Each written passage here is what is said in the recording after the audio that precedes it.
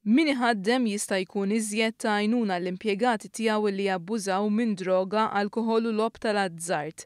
Dan skont il-politika l-ġdida tal-Aġenzija setqa bħala parti mill-programm SAFE. SAFE ilu fih dan is-setqa mill-1996 u minn dak iż-żmien l-hawn kien hemm 236 kumpanija li taw l-għajnuna tagħhom lil ħaddiema fuq bażi full-time.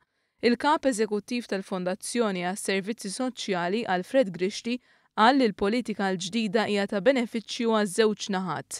Jistax ikollok postijiet tax-xogħol fejn għandek impjegati li huma dipendenti fuq xi sostanza illegali jew dipendenti fuq użu eċċessiv ta' alkoħol il għaliex dan huwa ta' dannu kemm għalihom u kemm għall-employer tagħhom.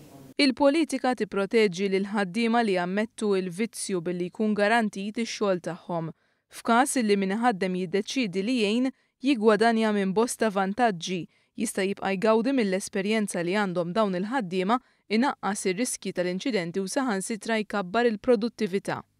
Mod volontarju nintroduċu sistemi fejn l-employer iktar mill-li qiegħed tassa qisu qed jagħmel secret service fuq l-impjegati tiegħu ikun qed jgħinhom jekk għandhom dik il-problema biex joħorġu minnha u anke jirrihabilitaw ruhom. Il-Ministru għall-Familja u s-Solidarjetà Soċjali Michael Farrugia tkellem dwar il-bżonn tiżjed kooperazzjoni minn min iħaddem. Dan sabiex il-vittma tingħatalu l-għajnuna meħtieġa u jerġa' jikseb dak li kellu qabel.